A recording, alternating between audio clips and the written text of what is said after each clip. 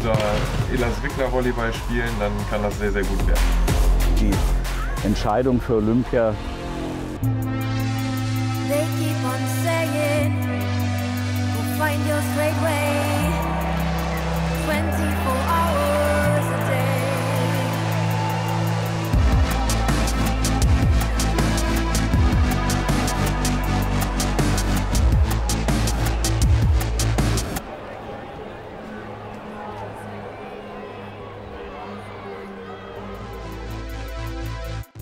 Simon Henseleit, Triathlon.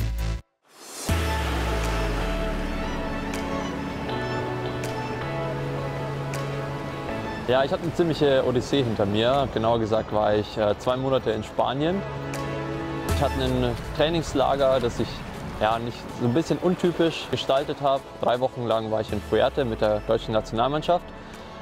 Bin dann eben von dort aus nach Mallorca, war da wieder für 2,5 Wochen. Das war auch die erste Hälfte noch Trainingslager. Danach dann eher so regenerieren, erholen, ja, so urlaubsmäßig meiner Freundin. Und dann in Girona nochmal 2 Wochen ordentliches Trainingslager durchgezogen und dann das abzuschließen mit einem Rennen in Portugal. So, ich bin gut in Fuerteventura angekommen. Heute ist der 3. Trainingstag. Meistens geht es um 7 oder halb 8 los. Im Trainingslager ist das Ganze immer ein bisschen entspannter, weil man da durch das Wetter einfach die Möglichkeit hat, länger zu trainieren als zu Hause.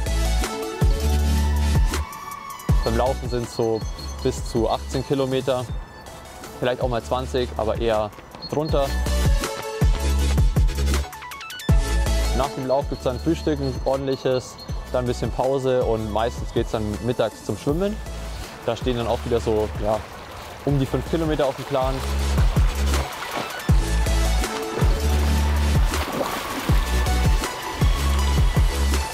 Zum Abschluss vom Tag gibt es dann, was fehlt noch? Radfahren natürlich. Und da ist es halt dann so auch 2 bis 3 Stunden. Es geht los mit einem lockeren Ride.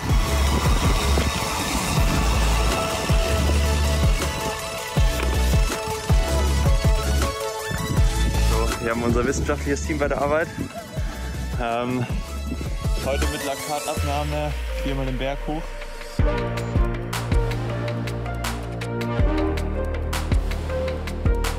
Zum Glück habe ich nach den meisten Einheiten keinen Muskelkater, weil das wäre dann schon ziemlich zäh, wenn man nach jeder Einheit sich irgendwie wieder zur nächsten schleppen müsste. Aber um halt trotzdem einfach sich frisch zu halten und auch eben vor allem Verletzungen vorzubeugen. Also Verletzungsprophylaxe ist halt enorm wichtig. Wenn man verletzt ist, fallen so viele Einheiten weg. Das ist einfach so krass, wie viel es ausmacht, wenn man konstant trainieren kann.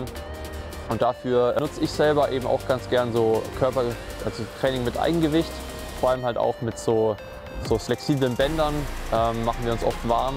Also unser Coach lässt uns auch immer auf der Blackroll balancieren und da vielleicht noch jonglieren mit dabei. Und bevor man dann eben auch ans Krafttraining geht oder an so Gewichte, dann machen wir uns halt immer ordentlich warm mit Terrabändern. Am Abend ist es halt auch nochmal so ein Ding, dass man sich einfach auch mal auf die Matte legt und die Blackroll nimmt und dann einfach so, was man halt zur Hand hat, Vibrationsrolle oder eine normale Blackroll, einfach nochmal rollt und dann schläft man auch meistens richtig gut. So, gestern war der erste Ortswechsel. Jetzt bin ich hier in Colonia Sant Jordi. Ja, Mallorca kenne ich auch schon ziemlich gut, vor allem eben den Süden in Colonia Sant Jordi. Da ist eigentlich ein solider Ort zum Trainieren, kann auch ein paar Berge fahren, allerdings ist es eher flach. Und deswegen war mein Highlight auch eher dann der zweite Teil, wo ich in den Bergen war, in Port des Oyer. Da kann man wandern, coole Bergrouten fahren, wirklich so am höchsten Berg von Mallorca auch. Und da war ich eben mit meiner Freundin so ein bisschen Urlaub, aktive Tage so verbinden. Ne? Und das war eigentlich so das Highlight, da hat es mir richtig Spaß gemacht.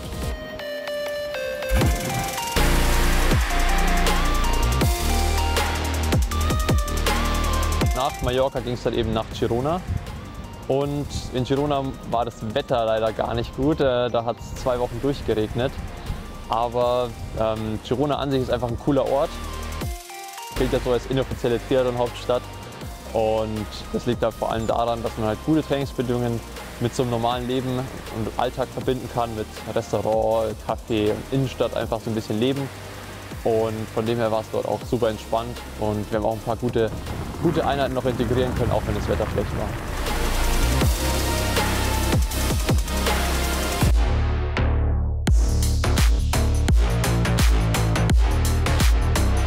Ja, also natürlich wäre das große Highlight dieses Jahr die European Championships 2022 hier in München im Olympiapark. Dafür haben wir auch geplant, dass wir ein Höhentrainingslager noch machen in Font-Romeu. Das wäre dann im kompletten Juli. Bis dahin ist aber natürlich erstmal klar, dass ich mich für die European Championships auch qualifizieren muss. Das wird auf jeden Fall eine ziemlich schwere Aufgabe, weil natürlich viele Jungs hier in Deutschland Bock haben, da teilzunehmen. Und ich meine, so European Championships als Heimspiel, so wann hat man das schon? Und deswegen wird es auf jeden Fall ein Kampf, sich dafür zu qualifizieren. Wenn aber alles klappt, dann sollte ich da mit dem Höhentrainingslager, glaube ich, ganz fit an der Startlinie stehen. Sabine Winter, Tischtennis. Sabine, hier bin ich. Hallo. Hallo, grüß dich. Hi, ich habe gehört, ich kriege heute eine Führung durch den Olympiapark. Ja. Herzlich willkommen im Park. Dankeschön. Schönes Wetter, was wollen wir Stimmt. mehr? Wir machen jetzt mal einen kleinen Rundgang. Ich zeige dir mal so den Olympiapark. Ort der Olympischen Spiele 72. Ist viel danach passiert, aber ja, ich würde sagen, marschieren wir einfach mal los. Sehr gerne, freue mich drauf.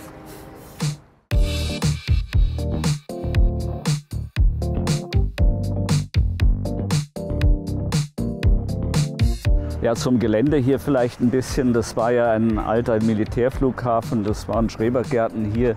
Das war damals ein großes Glück, weil es so nah am Stadtzentrum dran war, dass man so viel freies Gelände hatte.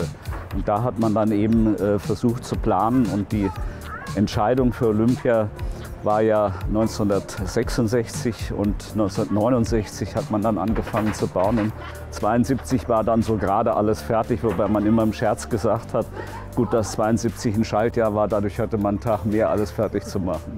Ja, und hier sind jetzt dann eigentlich Bilder, wenn ich mal sagen darf, vom Ergebnis, also wie die Olympischen Spiele dann waren. Die sind ja damals am 26. August eröffnet worden, haben dann bis 11. September gedauert. Einen Tag länger wegen des Attentats, aber gut, ich gab es damals noch nicht, aber welche Erinnerungen sind es nicht. Aber was weißt du von 72 denn noch? Gut, auch wenn ich noch nicht geboren war, hat man natürlich schon so ein bisschen das tragische Attentat auf die israelische Olympiamannschaft mitbekommen im Nachhinein. Aber auch sonst, denke ich, gab es viele freudige Momente bei diesen Olympischen Spielen und ja, eben auch viele schöne Sachen, von denen ich denke, noch viel von dir hören werden, oder? Ja, sicher. Also ich hatte damals das Glück, dass ich Karten hatte, sowohl für die Eröffnung wie für einige Veranstaltungen auch bei der Schlussfeier, dann auch bei der Trauerfeier, die sehr, sehr beeindruckend war. Das hat uns natürlich damals alle sehr getroffen, weil wir alle in euphorischen Stimmungen waren und dann passierte eben der 5. September. Das sind natürlich Dinge, die immer hängen bleiben, aber letztlich waren auch sehr viele positive Momente damals 72 dabei. Es waren tolle Spiele. Ich hatte das Glück, öfters auch im Olympischen Dorf sein zu können und das da mir alles anschauen zu können bis zum 5. September. Aber da sind tolle Erlebnisse drin, wenn wir auch sehen hier mit Heide Rosendahl und Zahn, der die Eröffnung gemacht hat. Dann natürlich in der Schwimmhalle Marc Spitz und so weiter. Also es war eine Fülle von Erinnerungen.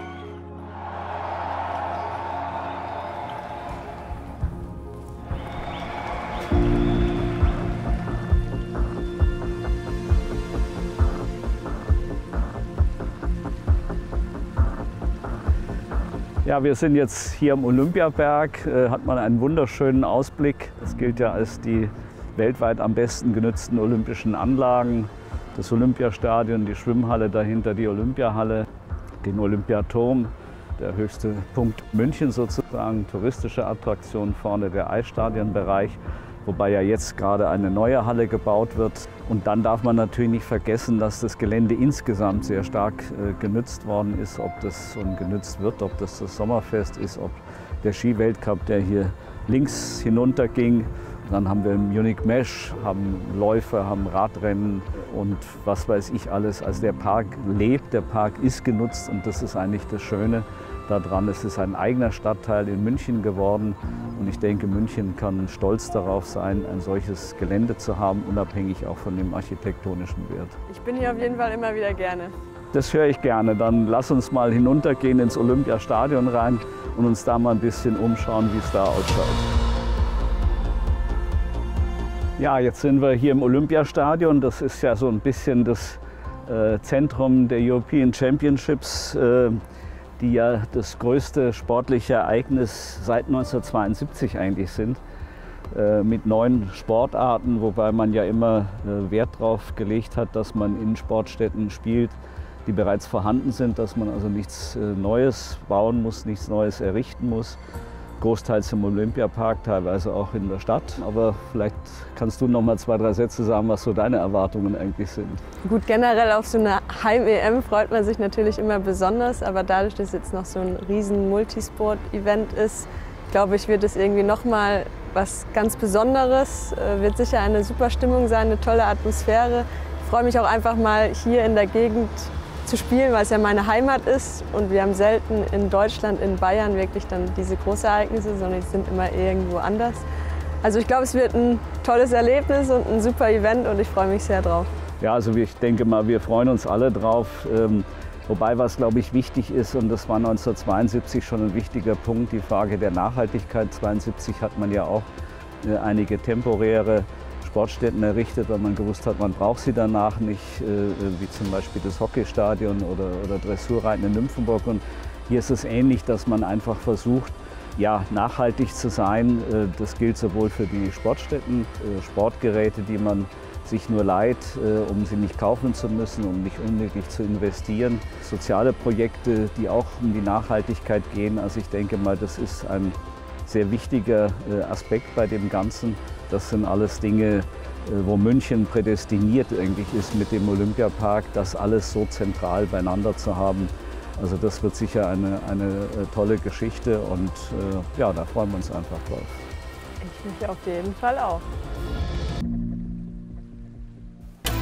Clemens Wickler, Beachvolleyball.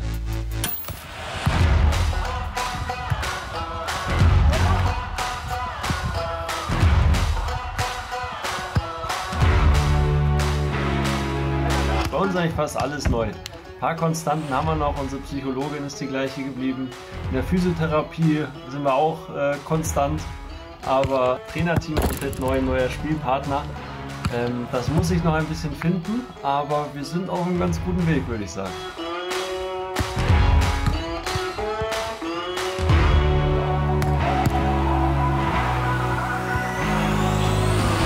Wir haben ja jetzt, wann haben wir angefangen? Oktober ungefähr, so Pi mal Daumen. Und ja, seitdem haben wir viel Techniktraining gemacht und jetzt in letzter Zeit dann auch wieder viel Spielerisches. Und ich würde schon sagen, dass wir da große Schritte nach vorne gemacht haben. Wir haben auch, wer das erste Turnier verfolgt hat, hat vielleicht auch schon die ein oder andere Verbesserung sehen können. Und jetzt arbeiten wir eben hart dran, auch unter Druck, konstant unser Level halten zu können. Aktuell ist wie bei vielen neu gelernten Sachen so, dass die gerne mal klappen und gerne auch mal wieder man ins alte Muster zurückfällt. Und ja, wir wissen jetzt, wo wir hinwollen und was wir können und das wollen wir jetzt einfach noch konstant zeigen.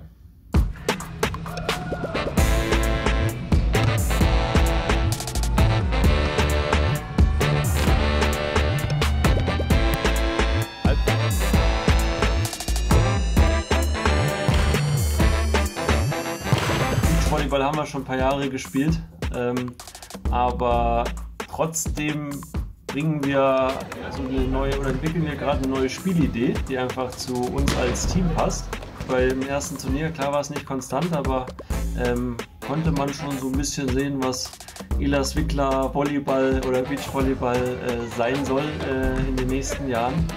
Und da arbeiten wir weiter dran, dass wir ja, unsere Spielidee noch weiter entwickeln, verfeinern.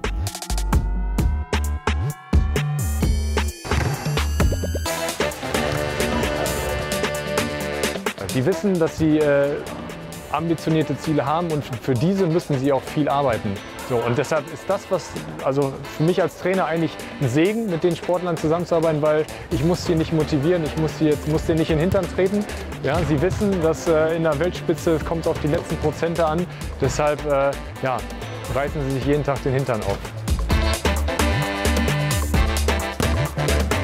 Jetzt hat die Saison richtig angefangen, hatten ja eine bisschen unrunde Vorbereitung, sage ich mal. Ist nicht alles so gelaufen, wie wir es wollten. Mussten da ja, ein bisschen anpassen, meistens verletzungsbedingt. Aber jetzt sind wir beide topfit und für uns kann die Saison richtig starten. Mit World Tour werden wir einiges an Turnieren noch haben noch eine Weltmeisterschaft vor den European Championships dann in München. Und ja, ich glaube 1, 2 Turniere in Deutschland werden wir auch noch mitnehmen und da probieren zu performen, um genau dann in München hoffentlich auch noch um die Medaillen mitspielen zu können.